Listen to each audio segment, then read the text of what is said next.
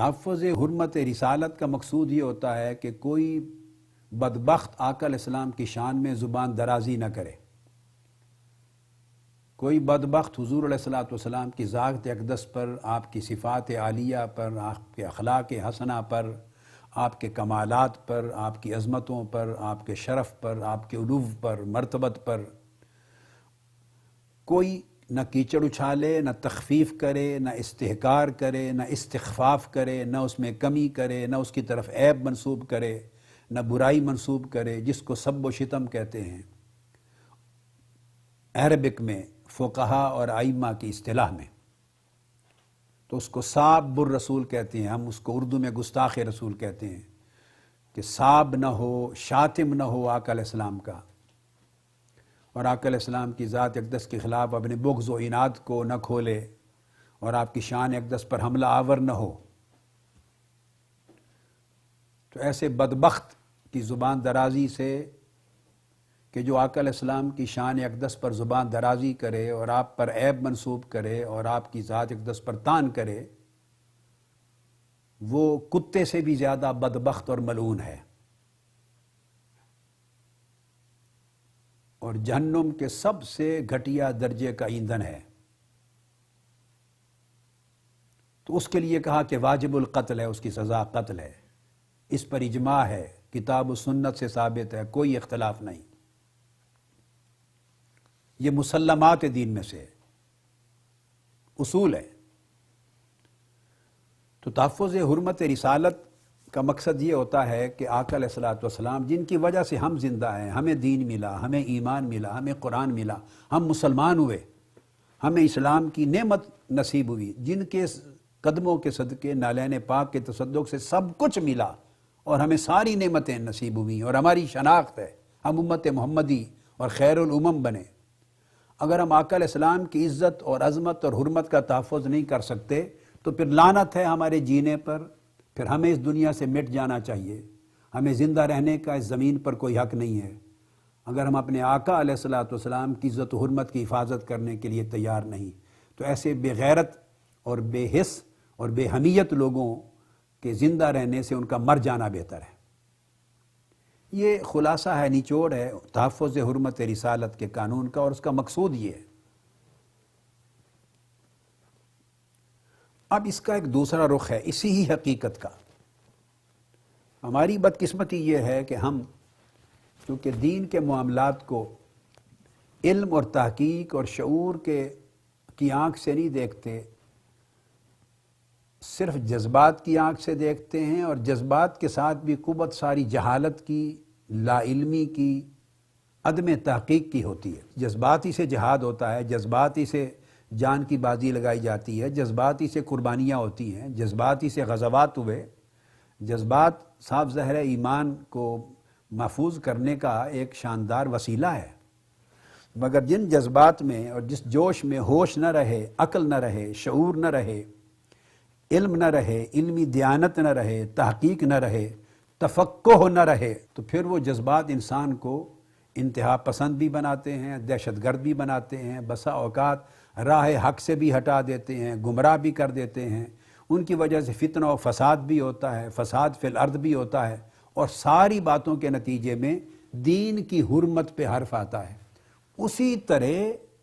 جیسے حرمت رسالت پہ بعض اقدامات کی وجہ سے حرف آنا تھا اور اس کے تحفظ کی ذمہ داری ہم پہ ڈالی گئی، اس طرح جو دین آقا علیہ السلام نے دیا کہ اس دین کا غلط استعمال نہ ہو، احکام کی غلط تشریح نہ ہو، نصوص کا غلط اطلاق نہ ہو، ان کی غلط تعبیر نہ ہو،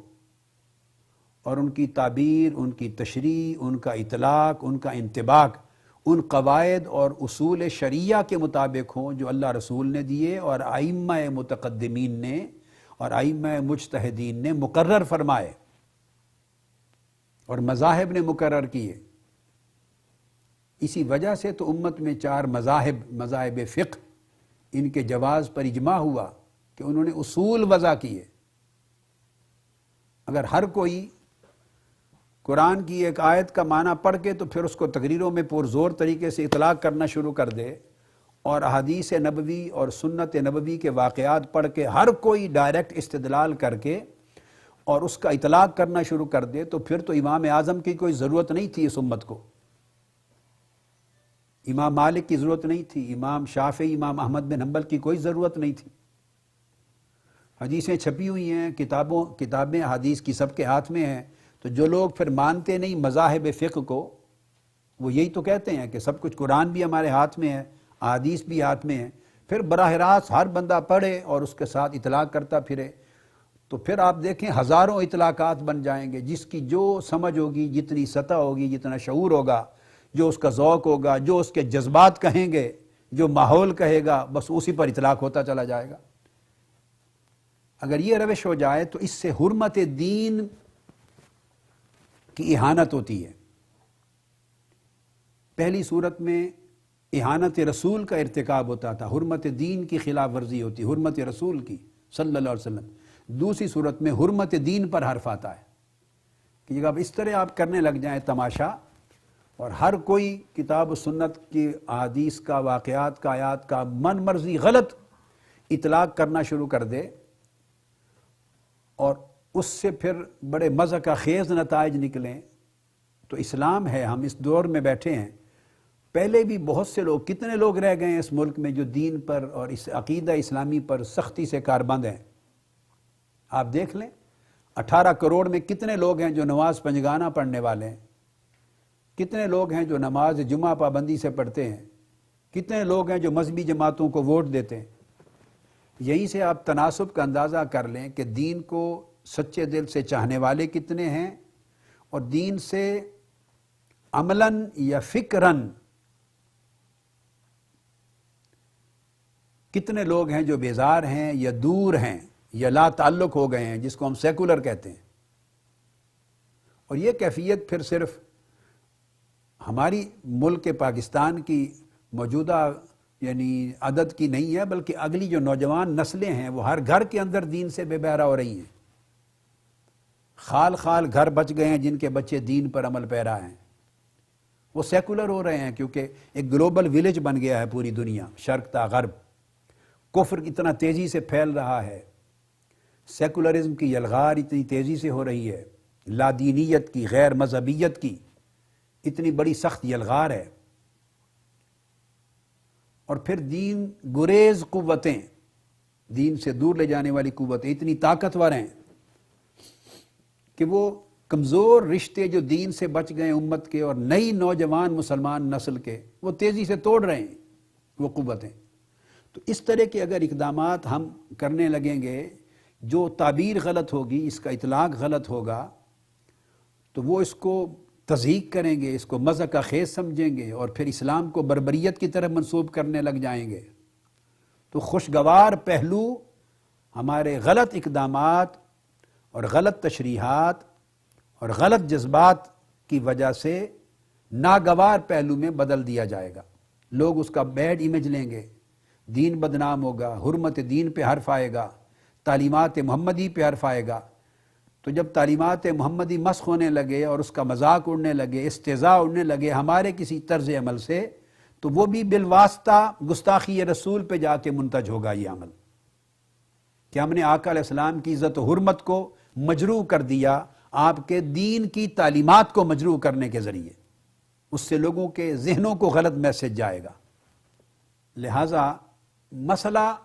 کیا ہے اور کیا نہیں ہے، اس کو بڑے غور سے سمجھنے کی ضرورت ہے۔ تو میں اس کو ایک ترتیب کے ساتھ چلوں گا۔ آپ سردست یہ کریں کہ سامع کے طور پر چونکہ سن رہے ہیں، جو کچھ ذہن میں پہلے سے ہے اس سے خالی کر لیں اپنے ذہنوں کو، تاکہ میں ایک ماحول چاہتا ہوں کہ آپ آرام سے بات کو بڑے اطمینان سے سمجھ سکیں۔ مفتی صاحب بیٹھے ہیں، یہ سمجھتے ہیں اس نقطے کو، اور علماء کرام بیٹھے ہیں کہ سامع پہلے اپنے ذہن کو پہلے سے باعث نہ رکھ کے خالی کر دیں، بالکل ذہن کی تختی کو ایک بار صاف کر لیں۔ آپ کے ذہن میں کئی سوالات ہوں گے، وہ سوالات اگر مسلسل ذہن میں ابھرتے رہیں گے نا تو آپ کو پوری بات کی سمجھ نہیں آئے گی۔ جب گفتگو میری ختم ہوگی تو کوئی ایک سوال بھی ایسا نہیں رہ چکا ہوگا جس کا جواب آپ کو نہ مل جائے۔ گفتگو کے اختتام تک ہر سوال کا جواب ہو چکا ہوگا۔ جو موضوع میں آج لینا چاہتا ہوں، اس موضوع سے جتنے متعلق سوالات ہو سکتے ہیں۔ بعض چیزیں irrelevant ہوں گی، ان کو میں آج نہیں لوں گا۔ جو چیزیں irrelevant ہیں وہ میں نہیں لوں گا۔ جو ریلیونٹ ہے، ایک مضمون، ایک ہی موضوع ہے، صرف ایک، اس سے متعلقہ جتنے سوالات ہیں سب ایڈریس ہو جائیں گے۔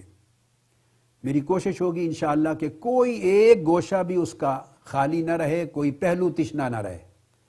اگر آپ اپنے ذہنوں میں وہ سوال رکھیں گے تو آپ کے ذہن میں ایک الجھاؤ رہے گا، اضطراب رہے گا کہ فلاں واقعہ کا کیا، فلاں واقعہ کا کیا جواب ہے، فلاں چیز کا کیا ہے، تو اس سے پھر آپ بات کو سمجھ نہیں پائیں گے۔ میں ہر چیز آرام آرام سے اپنی ترتیب کے ساتھ بیان کرنا چاہتا ہوں، اور آپ میرا طریقہ جانتے ہیں، ہمیشہ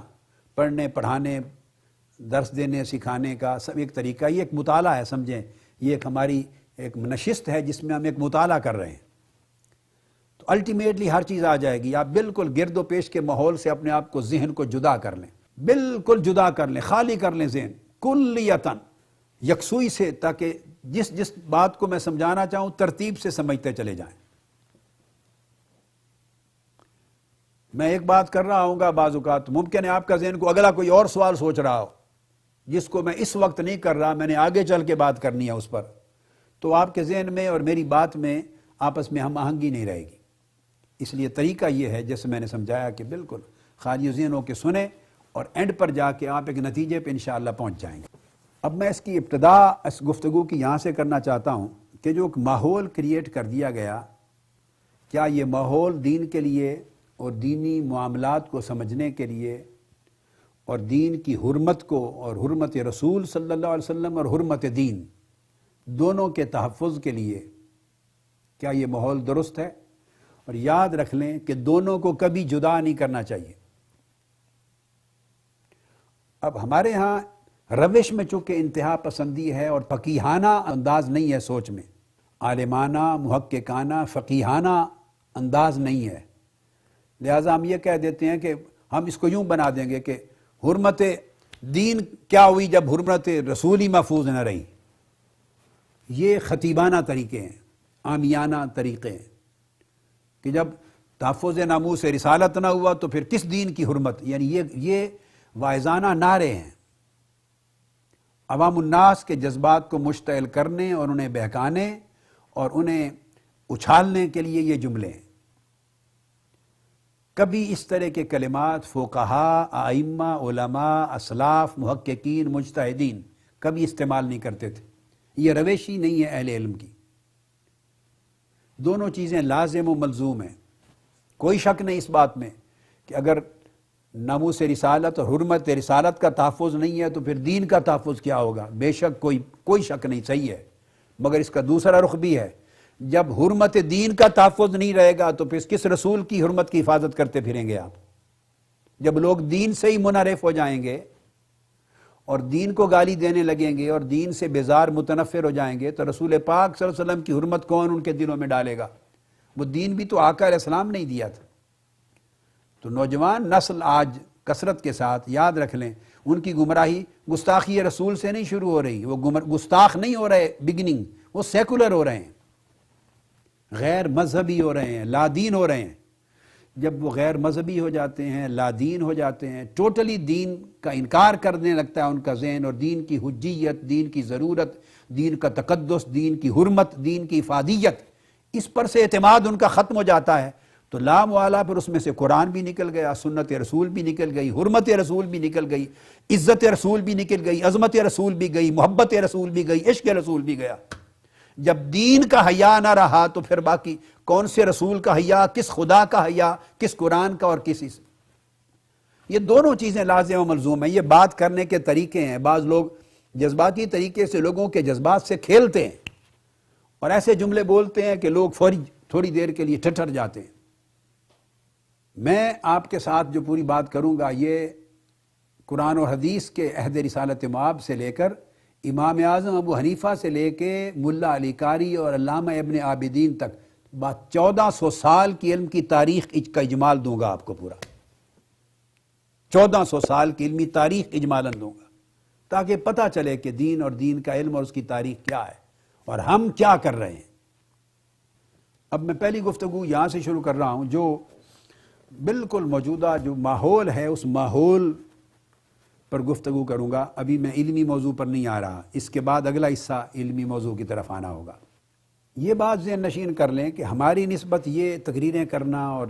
جوش و خروش سے لوگوں کو ایسا بہکانا، میں کسی کی باتوں کا نہ کوئی جواب دینے لگا ہوں، نہ میں نے پوری زندگی میں دیا ہے، نہ میرا منصب ہے، نہ میرا مزاج ہے. لیکن میں نے بہت سی باتیں، کم و بیش ساری باتیں انٹرنیٹ کے ذریعے مجھے کسی نے آن کر کے سنوا دی ہیں. میں نے سب کچھ لیا ہے کہ کون کون کیا کہتا پھرتا ہے. یعنی لاہور، گجرات سے لے کے کراچی تک سارا سن لیا میں نے. میں آپ کو آگے چل کے بیان کروں گا کہ جو آپ بھی سنیے اور ضرور سنیے، وہ انٹرنیٹ کے اوپر سب کی تقریریں وغیرہ انہوں نے لگوائے ہوئے ہیں کلپ. اور جب یہ گفتگو آپ سن لیں، پھر آپ ایمانداری سے ان کو دوبارہ سن کے آپ خود فیصلہ کریں کہاں فٹ کرتے ہیں ان کی گفتگو کو اور ان کے فتاویٰ کو اور ان کی باتوں کو کس جگہ فٹ کرتے ہیں. آپ کو حقیقت اظہر من الشمس ہو جائے گی. یہ بات میں ابتداً تحدیث نعمت کے طور پہ کہنا چاہتا ہوں، اس میں کہ کئی علماء کرام ایسے ہیں، ہمارے احباب، ہم سے محبت کرنے والے، منہاج القرآن علماء کونسل سے منسلک کئی اساتذہ، کئی طلباء، جن کو آج سے 25-26 سال پہلے کی بعض تاریخی واقعات کا جو پاکستان میں ہوئے، ان کا بہت زیادہ ادراک،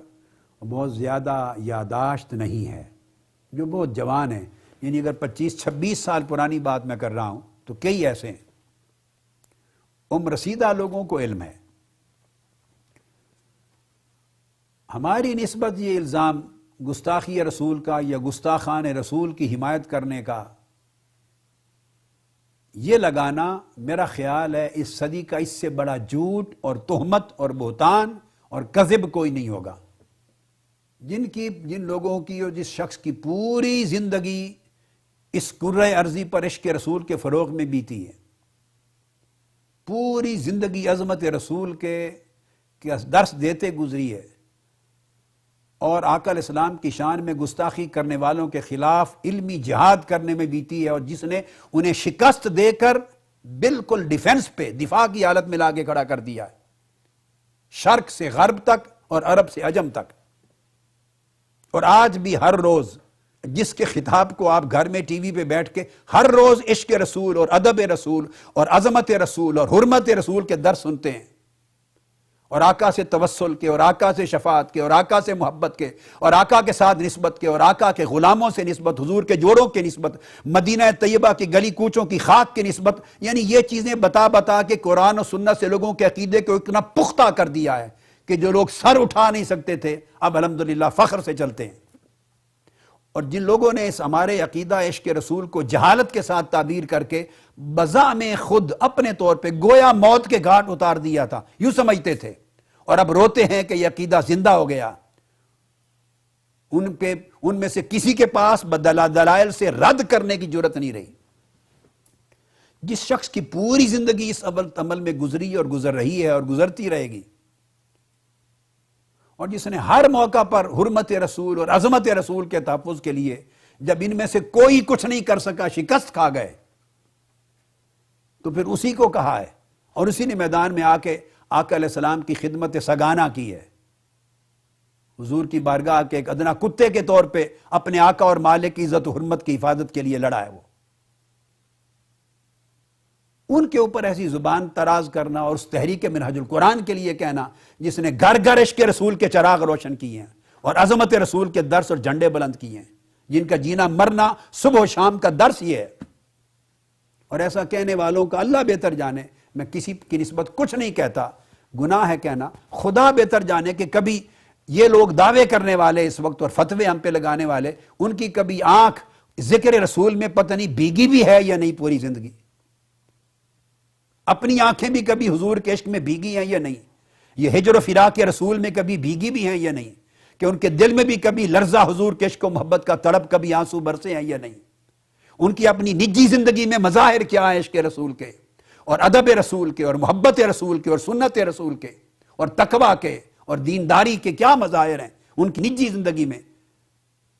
اللہ پردہ ہی رکھے ہر ایک کے اوپر تو اچھا ہے، میں یہ بات نہیں کرنا چاہتا، مگر خدا خوفی کی بات ضرور کرتا ہوں کہ اللہ کا خوف ہونا چاہیے، کچھ حیا ہونا چاہیے، کچھ لحاظ ہونا چاہیے بات کرنے میں۔ تو میں اس لیے تحدیث نعمت کے طور پہ بتانا چاہتا ہوں کہ یہ قانون تحفظ حرمت رسالت کا، ناموس رسالت کا 295C، یہ جو قانون بنا اس ملک میں ریکارڈ پر لانا چاہتا ہوں کہ یہ کس کی کوشش سے بنا تھا۔ یہ قانون بنوایا ہی میں نے تھا۔ یہ جتنے لوگ آج پورے ملک میں کر رہے ہیں، جتنے لوگ اس وقت پورے ملک میں سٹیجوں پر تقریریں کر رہے ہیں، ان کے آگے قرآن رکھوا دیں اور قرآن پہ ہاتھ رکھ کے کہہ دیں کہ ان میں سے کسی ایک کا بھی دخل تھا، ایک شخص ان میں سے کسی کا دخل نہیں تھا اس تحفظ ناموس رسالت کے قانون میں۔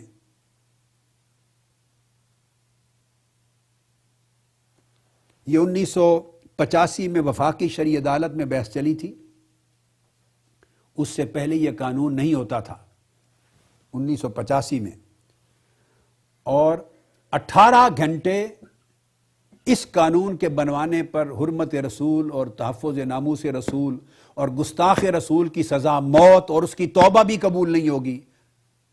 اس سبجیکٹ پر 18 گھنٹے میں نے دلائل دیے تھے۔ لاہور کی فضائیں گواہ ہیں اور لاہور کی ہائی کورٹ کی جو در و دیوار ہیں وہ گواہ ہیں۔ حضرت پیر ضیاء الامت حضرت پیر کرم شاہ صاحب رحمۃ اللہ علیہ جو سب سے بڑے گواہ تھے، جو جج تھے وفاقی شرعی عدالت میں، وہ حیات نہیں رہے کہ آپ کو گواہی دیتے۔ اور مفتی محترم حضرت مفتی شجاعت علی صاحب قادری، وہ اسی وفاقی شرعی عدالت میں جج تھے، بیٹھے ہوئے تھے، وہ زندہ ہوتے تو گواہی دیتے آپ کو، مگر سینکڑوں علماء اور ہزارہ لوگ پورے لاہور ہائی کورٹ میں بھرے ہوئے تھے اس کے لان میں، گواہ ہے، دنیا گواہ ہے۔ 18 گھنٹے دلائل ہوئے میرے، 2 دن ہو چکے تھے اور تیسرے دن چھٹی کا آ گیا، اور میرا خطاب تھا، روانگی تھی حیدرآباد دکن کے لیے، انڈیا فلائٹ جانی تھی۔ تو میں نے انہیں کہا کہ کل میں نہیں آؤں گا، تو آج 2 دن کے دلائل ختم کر لیں میرے۔ عدالت نے ریکویسٹ کی کہ رک جائیں، میں نے کہا نہیں، میری فلائٹ ہے، ہفتے میں 1 جاتی ہے شاید یا 2، تو میرا خطاب ہے ہزار لاکھوں لوگوں کا اجتماع ہوگا تو وہ مس نہیں کر سکتا۔ تو ججز نے آپس میں فیصلہ کیا وہیں عدالت میں بیٹھے ہوئے کہ کل تو چھٹی ہے، تو ساروں نے بالاجماع فیصلہ کیا اور چھٹی کے دن شرعی عدالت کھولی، وفاقی عدالت چھٹی کے دن کھلی، تاریخ میں کبھی ایسا نہیں ہوا۔ انہوں نے اناؤنس کیا اور وہ سب علماء، انہوں نے کہا ہمیں کسی سے کچھ نہیں ملا اس موضوع پر اور نہ ملنے کی توقع ہے۔ جو دلائل، جس طرح کی تصریحات، تشریحات، فقہی قانونی تنقیحات، ترجیحات، جو چیزیں ہم چاہتے ہیں، تخریجات، وہ کسی سے نہ ملی ہیں نہ ملیں گی۔ ہمارا مسئلہ انہی سے حل ہونا ہے، میرا نام لیا، لہٰذا انہوں نے اناؤنس کیا کہ کل چھٹی نہیں ہوگی، عدالت پھر بیٹھے گی، اور میری خاطر عدالت کھلی اور تیسرے دن دلائل مکمل کیے، 18 گھنٹے مکمل ہوئے۔ اور میں آپ کو بتانا چاہتا ہوں کہ اس وقت صرف ہماری مخالفت کی وجہ سے، میں نام نہیں لوں گا، ہمارے ساتھ ذاتی اناد اور مخالفت کی وجہ سے کچھ نامور علماء اور مفتیان کرام، نامور، وہ کتابیں لے کر، درخواست لے کر وفاقی شرعی عدالت میں پہنچ گئے تھے۔ وہ آفیشلی بلائے نہیں گئے تھے،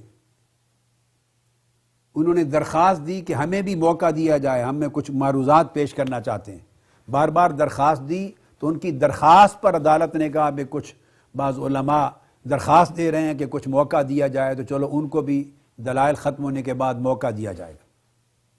تو ان کو تھوڑا سا موقع دیا، اور انہیں حرمت رسول بھول گئی، عشق رسول بھول گیا، ادب رسول بھول گیا، ناموس رسالت بھول گئی۔ صرف ہماری ذاتی مخالفت، اناد اور عداوت کی وجہ سے انہوں نے آ کے میرے مخالفت میں دلائل دیے۔ اس وقت یہ سارے لوگ کہاں تھے جو آج سٹیجوں پر چڑھ کے تو گستاخ رسول کا حامی بناتے ہیں اور گستاخان کا ساتھی بناتے ہیں؟ ان کے خلاف فتوے کیوں نہیں دیے تھے؟ زبانیں کیوں چپ رہی ہیں؟ اس کا مطلب ہے کہ ایجنڈا ہے، کچھ پرابلم ہے، آپ اس کو سمجھا کریں۔ انہوں نے بھری عدالت میں مخالفت میں دلائل دیے۔ اب آپ پوچھیں گے وہ کیا تھے؟ میں سٹینس یہ لے رہا تھا اور یہی قانون بنوایا میرا پوائنٹ آف ویو یہ تھا کہ جو بھی گستاخی رسول کا مرتکب ہو، مسلمان ہو یا غیر مسلم، مرد ہو یا عورت، مسلمان ہو، یہودی ہو، عیسائی ہو، ہندو ہو، کوئی ہو، یا مرد ہو یا عورت ہو، جو گستاخی رسول کا مرتکب ہو اس کی سزا قتل ہے، نمبر 1، اس میں کوئی استثناء نہیں۔ آگے چل کر بتاؤں گا، مجھے علم ہے کہ اس مسئلے پر اختلاف ہے، میں آگے آپ کو سمجھاؤں گا، آج آپ کو مسئلہ سمجھاتا ہوں۔ یہ موقف مالکیہ کا اور حنابلہ کا ہے، اور شوافی بھی ان کے ساتھ ہیں۔ احناف کا موقف یہ نہیں ہے، احناف میں اس موضوع پر اختلاف پایا جاتا ہے، آگے چل کے بتاؤں گا میں آپ کو۔ ہمارے حنفی فقہا اور ائمہ، امام اعظم اور ہمارے ائمہ حنفی فقہ کے، وہ گستاخی رسول سے یا جو مرتد ہو جائے اس کو گستاخ رسول کو مرتد کے زمرے میں ڈالتے ہیں، اس میں کافر کو، ذمی کو، یہودی عیسائی کو مستثنیٰ قرار دیتے ہیں کہ اس کی سزا قتل نہیں ہوگی، تعزیر ہوگی۔ یہ باتیں میں آگے بتاؤں گا چل کے۔ میں جانتے ہوئے اس موقف کو، مگر اس میں متاخرین نے دوسرا قول بھی لیا ہے، متقدمین ائمہ احناف کا اکثریتی قول وہ ہے جو میں نے بتا دیا،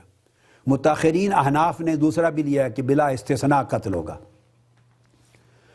دوسری بات میں نے یہ موقف لی تھی کہ اسے جو ہر مرتد کے لیے توبہ کی اجازت ہے،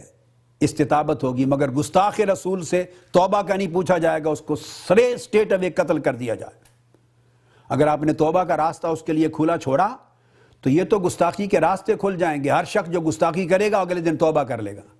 گستاخی کرے گا توبہ کر لے گا۔ یہاں 10,000 لوگ گستاخ نکل آئیں گے، اللہ نہ کرے، اللہ نہ کرے۔ اگر کسی نے کی، اس کو پتہ ہے کہ توبہ سے قانون میں درج ہے، توبہ کر لے تو سزا معاف، تو اس کی سزا معاف ہو جائے گی، اور آقا علیہ السلام کی شان اقدس میں زبان درازی کے راستے کھلیں گے۔ میں اس وجہ سے دوسرا موقف یہ لے رہا تھا، عدم قبول توبہ، کہ گستاخ رسول کی توبہ بھی قبول نہیں ہوگی۔ اب مجھے یہ بھی علم تھا کہ اس پر بھی اختلاف ہے، یہ موقف مالکیہ کا ہے، حنابلہ کا ہے، اور شوافی میں سے آدھا ائمہ کا موقف یہ، امام شافعی کا ایک قول یہ ہے، اور مالکی اور حنابلہ کا ہے،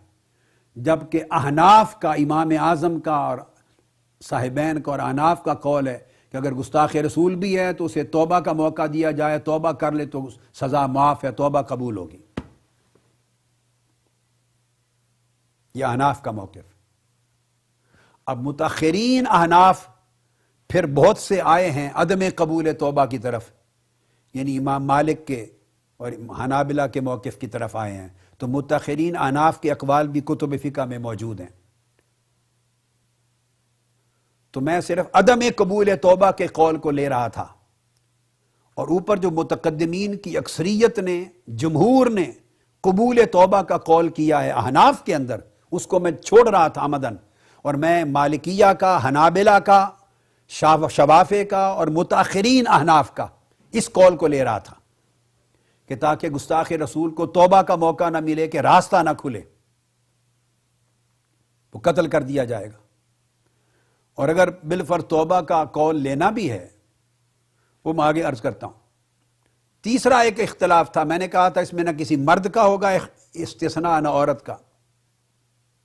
جیسے واقعات ہوتے ہیں، کبھی گستاخی کسی مرد سے ہو گئی، کبھی عورت سے ہو گئی۔ تو مالکیہ، حنابلہ، شوافی تینوں مذاہب میں استثناء نہیں ہے، مرد ہو یا عورت سب کے لیے سزا قتل ہے۔ امام اعظم نے اور احناف نے پھر عورت کو مستثنیٰ کیا ہے، اگر عورت مرتکب ہوگی، مرتدہ ہو جائے گی تو اس کی سزا قتل نہیں ہے، لا تقتل المرأة المرتدہ،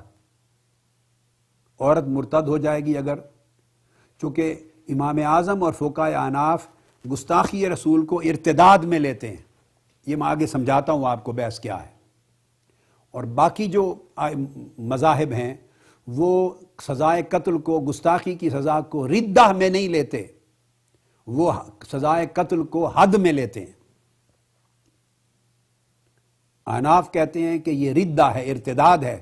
تو ارتداداً قتل کیا جائے گا، جیسے کہ مرتد کی سزا قتل ہے، مگر جب مرتد بنا لیا تو مرتد کے لیے شرط ہے کہ پہلے اسے توبہ پیش کی جائے، کچھ دن دیے جائیں، اگر توبہ کا موقع دیں، توبہ کر لے تو چھوڑ دیا جائے گا، معاف کر دیا جائے گا، نہ کرے تو پھر قتل کیا جائے گا۔ اگر ارتداد میں لے لیں مرتد تو اس کے لیے توبہ کا موقع فراہم کرنا لازم ہو جاتا ہے۔ امام مالک، احمد بن حنبل اور شوافع، ان کا موقف ہے کہ سزا ردتاً نہیں ہوگی، ارتداداً نہیں ہوگی، بلکہ حداً ہوگی۔ سب رسول اور گستاخی رسول کی حد ہے، تو اگر وہ توبہ بھی کر لے، بھلا توبہ بھی کر لے، تو توبہ کرنے سے بھی اس کے گناہ کی حد معاف نہیں ہوتی، تو سزائے قتل پھر بھی جاری ہوگی۔ تو میں اس موقف کو لے رہا تھا۔ میرے نزدیک یہ مسئلہ صرف فقہ کا نہیں تھا، چونکہ مسئلہ عقیدہ کا بھی تھا، تو میں نے امام مالک کو اور امام احمد بن حنبل اور امام شافعی کو اور متاخرین احناف، ہر ایک مسئلے میں متاخرین احناف میں کئی، ان تمام کے موقف کو ترجیح دیتے ہوئے اس کو اپنایا کہ حکمت یہ ہے کہ قانون اتنا سخت ہونا چاہیے۔ اور تیسری بات جو میں نے اگلی عرض کی تو یہ استثناء تھا کہ عورت بھی قتل ہوگی، جبکہ احناف کی اکثریت، جمہور احناف کا یہ ہے کہ اگر عورت مرتکب ہو تو قتل نہیں کی جائے گی، عورت مرتد ہو تو قتل نہیں ہوگی، تعزیر اور سزائے قید ہوگی۔ یہ دو تھے، ایک قبول اور عدم قبول توبہ، ایک مرتدہ قتل ہوگی یا نہیں ہوگی، اور تیسرا میں ایک اور لے رہا تھا، اس میں مسلم اور غیر مسلم کا بھی امتیاز نہیں ہے، میں نے دلائل دیے تھے۔ مسلمان گستاخی کرے تب بھی قتل، غیر مسلم کرے تب بھی قتل، سزا اس کی ایک۔ اس پر بھی اختلاف، متقدمین احناف یعنی مالکیہ، حنابلہ، شوافع، وہ امتیاز نہیں کرتے، وہ کہتے ہیں کافر اور مسلم سب کے لیے سزا قتل ہے۔ احناف کے ہاں سن لیں، اگر غیر مسلم کافر یا ذمی یہود و نصارہ عیسائیوں میں سے کوئی گستاخی کرے تو اس کی سزا قتل نہیں ہے۔ متقدمین احناف اور جمہور کے مذہب میں غیر مسلم ہو، اگر یہودی اور نصرانی ہو کوئی اور وہ مرتکب ہو تو اس کی سزا قتل نہیں ہے، بلکہ اس کو عمر قید سزا دی جائے گی، طویل تعزیر دی جائے گی، دیگر عقوبت ہوگی سوائے قتل کے۔ کفار اور ذو عہد کے لیے اور ذمی کے لیے، یہود و نصارہ کے لیے سزائے قتل نہیں مانتے متقدمین احناف۔ اب میں اس بحث کو آگے درمیان بعد میں لاؤں گا، آپ کو اس پر مزید علمی گفتگو بعد میں کروں گا، میں آپ کو واقعہ سنا رہا ہوں۔ تو میں نے متقدمین یا جمہور احناف کے موقف کو لینے کی بجائے مالکیہ، حنابلہ اور شوافع کے موقف اور متاخرین احناف بھی چونکہ ادھر ہیں، وہ کہتے ہیں کہ ان کو بھی قتل کیا جائے گا، غیر مسلموں کو بھی قتل کیا، تو یہ قول بھی ہیں مگر متاخرین کے ہیں۔ سو میں نے ان کو ان باقی مذاہب کے ائمہ کے ساتھ ملا کے، تو میں نے تینوں مسائل پر یہ موقف لیا تاکہ غیر مسلموں کے لیے بھی راستہ نہ کھلے، ان کی سزا بھی اسی طرح قتل ہو جیسے مسلمان کے لیے۔ تو وہ میں نے جو بتایا کہ مفتی صاحبان میں سے، علماء صاحبان میں سے پیش ہو گئے اور میرے عناد اور عداوت کی وجہ سے رد کیا، اور تحفظ حرمت رسول صلی اللہ علیہ وسلم کے قانون کو، جو میں بہت سکے بند قانون چاہتا تھا، اس کی مخالفت میں پیش ہوئے اور کتابیں لے آئے اور دلائل پیش کی عدالت میں کہ یہ انہوں نے غلط کہا ہے۔ طاہر القادری صاحب نے، دیکھو یہ امام اعظم کا مذہب ہے، یہ صاحبین کا مذہب ہے، یہ ائمہ احناف کا مذہب ہے، اگر گستاخی کرے گا رسول کی تو یہ قابل معافی جرم ہے، اگر وہ توبہ کر لے تو معاف کر دیا جائے، قتل نہیں ہوگی۔ جبکہ انہوں نے کہا کہ نہیں، اس کی توبہ قبول نہیں ہوگی، انہوں نے غلط کہا۔ یہ میری مخالفت میں وہ اقوال پیش کیے جو میرے سامنے تھے، کسی سے مخفی نہیں ہے، مگر میں اس موقف سے ہٹ کر دوسرے موقف کو ترجیح دے رہا تھا۔ انہوں نے اقوال لا کے دکھایا عدالت میں کہ توبہ قبول ہوگی، قابل معافی جرم ہے، گستاخی ہے رسول۔ دوسرا انہوں نے کہا کہ عورت و مرد سب قتل ہوں گے، کہنے لگے یہ جاہل ہے،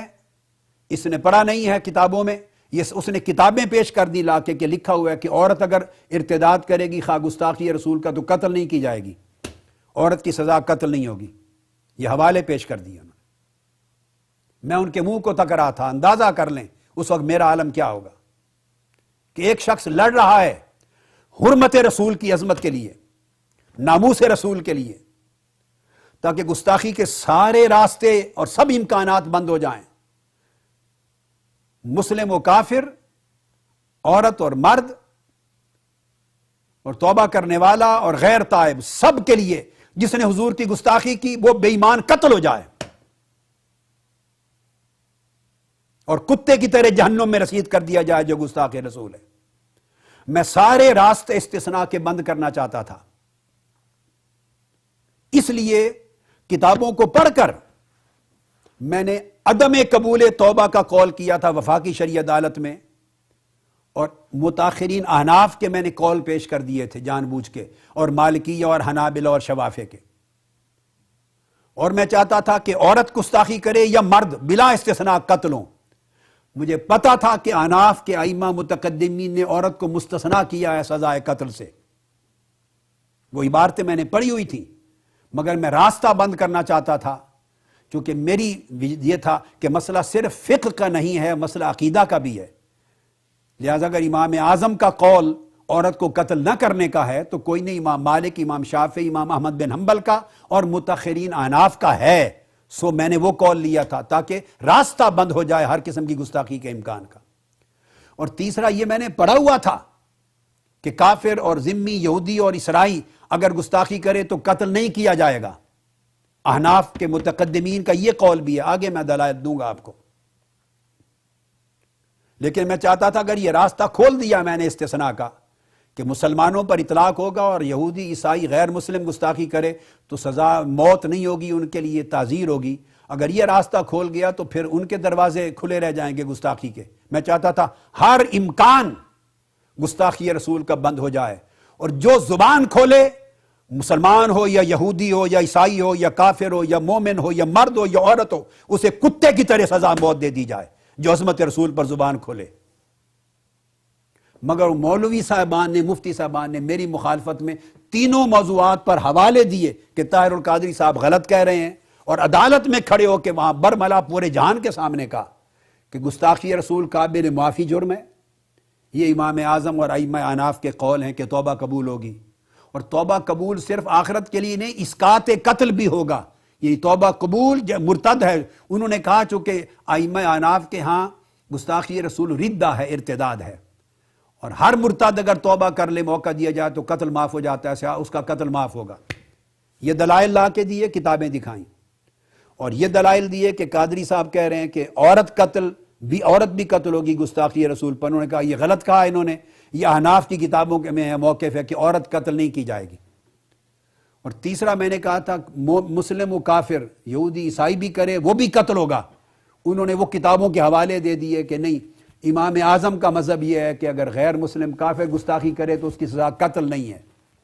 اس کی تعزیر ہوگی، سزائے قید ہوگی، اور اب توبہ کر لے، اسلام قبول کر لے تو جو معاف ہو جائے۔ اب اندازہ کر لیں اس وقت یہ فتوے لگانے والے کہاں تھے، سارے جہان کو پتا ہے۔ اور جب عدالت ختم ہوئی تھی وفاقی شرعی عدالت، تو وہ جو جن دو علماء کرام کا میں نے نام لیا آپ کو، حضرت مفتی شجاعت علی قادری صاحب رحمۃ اللہ علیہ اور حضرت قبلہ پیر کرم شاہ صاحب رحمۃ اللہ تعالی علیہ، وہ باہر نکلے، میں نے اپنی آنکھوں سے دیکھا، ان میں سے ایک نے وہ بعض مفتی صاحبان کے کندھوں پر ہاتھ رکھا، کہا مولوی صاحب کسی کی قادری صاحب کی ذاتی عداوت و دشمنی اپنی جگہ، رسول پاک سے دشمنی تو نہیں کرنی تھی، عداوت قادری صاحب سے تھی تمہیں، رسول پاک سے تو نہیں تھی، وہ تو آقا دو جہاں کی عزت اور حرمت اور ناموس کے تحفظ کا قانون بنوا رہے تھے اور اس میں شدت اختیار کر رہے تھے سارے راستے بند کر کے۔ اس کا مطلب یہ نہیں تھا کہ انہوں نے وہ عبارتیں نہیں پڑھی تھی احناف کی، مگر وہ سخت موقف لے رہے تھے تاکہ قانون سخت بنے، اور آپ کے ظلم کی، عداوت اور تعصب کی یہ حالت ہے کہ آج رسول پاک کی حرمت کے قانون کے خلاف آ کے بولیں آپ، اور راستے کھلوائے ہیں قابل معافی بنوانے کے لیے، اور کافروں کے لیے گستاخی کا راستہ کھلوایا، کچھ حیا کرتے، یہ انہوں نے ان کو شرم دلایا، مگر کون شرم لیتا ہے؟ مگر یہ سارے لوگ کہاں تھے اس وقت؟ ان کے خلاف تو کبھی فتوے نہیں لگائے کہ گستاخی کی حمایت کی ہے۔ تھوڑا آپ سوجھ بوجھ سے کام لیا کریں، یہ ایجنڈے ہوتے ہیں۔ پھر یہ ہوا، میں پورا واقعہ آپ کو بتا لوں، 1985 میں جب 18 گھنٹے کے دلائل میرے مکمل ہو گئے تو اس وقت جنرل ضیاء الحق کی حکومت تھی اور شورا تھی، تو 1986 ہو گیا، 87 چلتا رہا یہ ایک عرصہ۔ انہوں نے یہ فائل، تو کچھ لوگ جنرل ضیاء الحق کو ملے جو ان کی شورا میں تھے، انہوں نے کہا کہ یہ فیصلہ ہو گیا ہے، عدالت نے لکھ لیا ہے فیصلہ، میرے دلائل ہو گئے ہیں بڑے مبسوط، اور عنقریب عدالت فیصلہ سنانے والی ہے، تو عدالت کے فیصلے سے قانون بنے گا تو آپ کو کوئی نہیں جائے گا کریڈٹ۔ انہوں نے کہا چونکہ آپ حدود آرڈیننس جاری کر رہے ہیں اور کر چکے ہیں یا کر رہے ہیں، تو حدود میں آپ خود شامل کر لیں اور بطور ordinance as an act of parliament کی طرف سے اس کو جاری کر دیں تو کریڈٹ آپ کو چلا جائے گا کہ آپ نے دین کی خدمت کی ہے۔ تو بجائے اس کے کہ یہ فیصلہ عدالت سے اناؤنس ہو، آپ اناؤنس کر دیں پارلیمنٹ کی طرف سے۔ تو تب جنرل ضیاء الحق صاحب نے عدالت کو آرڈر بھیجے کہ پوری فائل اور فیصلہ مجھے بھیج دیا جائے۔ انہوں نے منگوا لیا اور جو فیصلہ لکھا تھا اسے ایکٹ آف پارلیمنٹ بنا دیا، اور اس طرح یہ قانون بنا پارلیمنٹ کے ذریعے۔ تو بتانا یہ چاہتا ہوں کہ یہ تحفظ حرمت رسالت اور ناموس رسالت کا قانون جو توہین رسالت کے باب میں 295C، یہ صرف اور صرف آپ کے اس خادم اور آپ کے بھائی کے ذریعے اللہ نے بنوایا ہے، اس میں کسی اور کا کنٹریبیوشن نہیں ہے۔ اور یہ تاریخ جانتی ہے، جو آج سے جن کی عمر 26 سال پہلے جو سن شعور میں تھے اور جن کو زمانے کے واقعات یاد ہیں، ان کو خبر، آپ میں سے کئی بیٹھے ہوں گے اس زمانے کے جن کو یہ ساری سٹوری یاد ہوگی، ذرا ہاتھ کھڑا کریں۔ زیادہ عمر والے سب لوگوں کو پتا ہے، یہ لاہور ہائی کورٹ کی پوری بلڈنگ در و دیوار گواہ ہے۔ سوال یہ ہے کہ یہ قانون ناموس رسالت کا بنوایا جس شخص نے ہے اس ملک کی تاریخ میں، کچھ خدا کا خوف ہونا چاہیے ان کے اوپر اس طرح یہ زبانیں کرنی۔ ہمارا تو کچھ نہیں جاتا، اس سے آپ لوگوں کی اپنی ثقافت پر اور اعتماد پر اس پہ حرف آتا ہے اور دین کا مذاق اڑتا ہے۔ یہ تو میں نے پہلی بات کی۔ دو تین چیزیں اور دیکھ لیں۔ بدقسمتی یہ ہے کہ علمی مسائل سنجیدگی سے حل کرنے کے لیے ہوتے ہیں اور اہل علم کی مجلس کے لیے ہوتے ہیں، جیسے آج ایک مجلس بلائی آپ لوگوں کے تقاضے پر،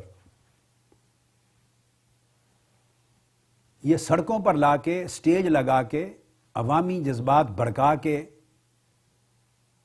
اچھالنے کے لیے نہیں ہوتے۔ اگر یہ کام شروع ہو جائے تو یہ تو ان لوگوں کی خوش قسمتی ہے کہ ملک میں علم کا کلچر نہیں بچا، کوئی اہل علم، اہل تحقیق، اہل تفقہ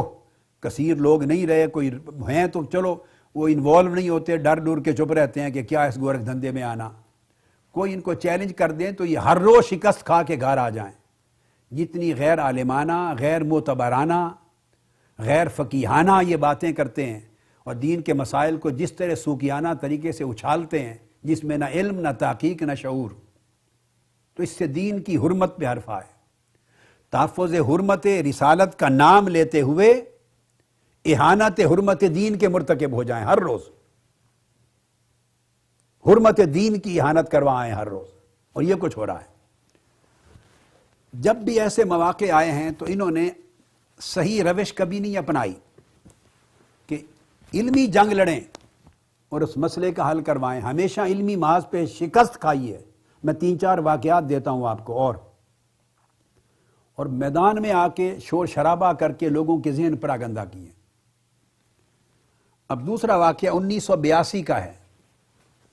پہلا میں نے وفاقی شرعی عدالت کا قانون توہین رسالت کا پوری ہسٹری سنا دی۔ 1982 میں وفاقی شرعی عدالت اسلام آباد میں، اس میں ضیاء الامت حضرت پیر کرم شاہ صاحب رحمۃ اللہ تعالی علیہ اس میں جج تھے۔ بعد میں جب 1985 کا یا کوئی زمانہ آیا تو وہ سپریم کورٹ کی غالباً ایپلیٹ شریعت بینچ بن گیا تھا، تو پروموٹ ہو کے سپریم کورٹ کے شریعت بینچ میں چلے گئے تھے، اور غالباً ان کی جگہ پھر مفتی شجاعت علی قادری صاحب اس وفاقی شرعی عدالت میں آ گئے تھے، جس کا ذکر میں نے قانون تحفظ ناموس رسالت کے باب میں کیا ہے۔ 1982 میں حضرت پیر کرم شاہ صاحب رحمۃ اللہ علیہ بھی جج تھے، اور مفتی مولانا تقی عثمانی بھی اس میں جج تھے، اور بھی کئی علماء تھے، اور جسٹس شیخ آفتاب حسین یہ اس کے چیف جسٹس تھے وفاقی شرعی عدالت کے۔ اب میں اس لیے چند چیزیں آپ کو بتا رہا ہوں کیونکہ بعض علماء کرام جو ہمارے محبت کرنے والے اور تعلق میں ہیں اور جو بہت زیادہ عمر رسیدہ نہیں ہیں، اب یہ 1982 کی بات ہے، گویا اس کو گزر گئے 28 سال۔ تو کیا ہوا یعنی اس اینگل سے تو وہ میں ان کی یاداشت میں لانا چاہتا ہوں، ریکارڈ پر آ جائے تاکہ انہیں معلوم ہو۔ تو رجم کو چیلنج کر دیا، جنرل ضیاء الحق نے قانون جاری کر دیا تھا، حدود آرڈیننس، اور شادی شدہ مرد اور عورت کی بدکاری پر رجم کی سزا جو حد ہے سنت سے، اس کا انکار کر دیا گیا، کسی نے اس کو چیلنج کر دیا۔ اب یہ تمام علماء کئی مہینے کیس چلتا رہا، اس عدالت میں پیش ہوئے، وفاقی شرعی عدالت میں، کراچی سے لے کے پشاور تک سب پیش ہوئے، اور یہ عدالت کو مطمئن نہیں کر سکے۔ یہ سطح ہے، علمی سطح کا یہ عالم ہے۔ اس عدالت کو، جس عدالت میں خالی کو سیکولر لوگ نہیں بیٹھے، وہ شیخ آفتاب حسین بھی دیندار آدمی تھے مگر بڑا تحقیق رکھنے والا آدمی تھا، بڑے مطالعہ والا آدمی تھا، اور جس میں بڑے بڑے جید اکابر علماء بھی جج ہیں، ممبر ہیں، تو کم سے کم ایک ماحول ہے۔ 7 ججز کا وہ وفاقی شرعی عدالت کا بینچ تھا پورا، اور یہ مطمئن نہیں کر سکے کہ رجم جو ہے وہ حد ہے۔ میں اس کی تفصیل میں نہیں جاتا، وہ پھر کبھی موقع ملا آپ تو آپ پوچھئے، میں بتاؤں گا۔ میں آپ کو موٹے واقعات کوٹ کرنا چاہتا ہوں۔ نتیجتاً وفاقی شرعی عدالت نے 225 صفحات پر مشتمل رجم کے خلاف شرعی فیصلہ جاری کر دیا اپنا، شرعی عدالت کا، ثابت کرتے ہوئے کہ رجم حد نہیں ہے۔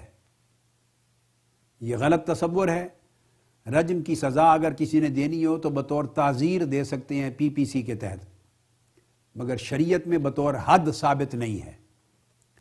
یہ 225 صفحات کا فیصلہ جاری ہو گیا، چھپا ہوا ہے، اور PLD PLJ جو ہائی کورٹ سپریم کورٹ کے وفاقی شرعی عدالت کے سرکاری فیصلوں کے جو ریکارڈ چھپتے ہیں ان میں بھی آ گیا۔ اب یہ حضرات جو وہاں ثابت نہیں کر سکے، اپنی علمی کمزوری، تحقیق، کیونکہ عمر تو گزرتی نہیں ہے نہ مطالعے میں، نہ لائبریریاں بنانا، نہ کتب کو پڑھنا، نہ متون کو پڑھنا، نہ شروح کو پڑھنا، نہ حواشی کو پڑھنا، نہ اصول پڑھنا، نہ فروع پڑھنا، نہ مجتہدین کے کام دیکھنا، نہ کسی اور کے، وہ تو ہے ہی نہیں، فرصت ہی نہیں، تقریریں کرنی ہے اور بس، یا پکی پکائی مقرر درس کی کتابیں پڑھا دینی بس۔ تو جب بھی کوئی مارکا آیا تو یہ بھاگ گئے وہاں سے، اور حرمت دین کے خلاف ان کی وجہ سے حرف آیا، یہ حفاظت حرمت دین نہیں کر سکے علمی کمزوری کی وجہ سے، اور یہ روش بازاری گلیوں کوچوں کے جلوس، جلسے، فتوے بازی، سٹیج، دنگا فساد، اس کی وجہ سے۔ اب اس سے اہل علم تو متاثر نہیں ہوتے بلکہ دین بدنام ہوتا ہے۔ جب فیصلہ ہو گیا تو اب چونکہ جنرل ضیاء الحق کا جاری کردہ قانون تھا، حدود آرڈیننس، تو رجم اس میں تھی، لہذا وفاقی عدالت نے، وفاقی حکومت نے، ضیاء الحق نے ریویو پٹیشن دائر کر دی اس فیصلے کے خلاف، نظر ثانی کی اپیل۔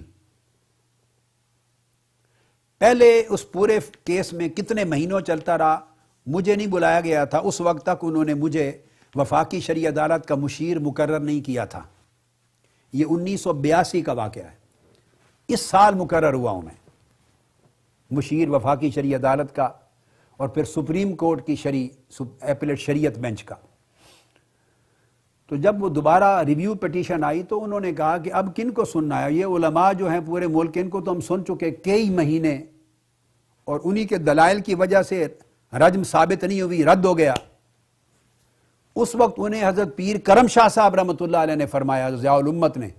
کہ ایک صاحب ہیں جن کو نہیں بلایا گیا اور نہیں سن سکا، کون؟ انہوں نے میرا نام لیا، اس مرتبہ ان کو بلا کے سنا جائے۔ تو وفاقی شرعی عدالت نے مجھے بطور مشیر اپوائنٹ کر دیا گورنمنٹ نے، اور مجھے بلایا، یہ 1982 میں، اور 20 جون سے لے کر 23 جون تک 3 دن، یعنی دوبارہ 18 گھنٹے، یہ تحفظ ناموس رسالت نہیں تھا، یہ تحفظ حرمت دین تھی، تحفظ حدود دین تھی، تحفظ ناموس رسالت تھا۔ یہ بھی گستاخی بنتی ہے کہ حدود کا کوئی مذاق کر دے اور انکار کر دے، جو آقا علیہ السلام نے مقرر کی اور نافذ کی۔ تو 20 سے 23 جون تک 3 دن، 18 گھنٹے مسلسل میں نے دلائل دیے۔ اب میں آپ کو واللہ باللہ تاللہ کہہ رہا ہوں قسم کھا کر، اللہ گواہ ہے، ہمارے مسلک کے سارے علماء بھاگ گئے تھے، ریویو پٹیشن میں ایک بھی نہیں آیا وہاں کہ پہلے ہی ان کی اتنی پسپائی ہو چکی تھی،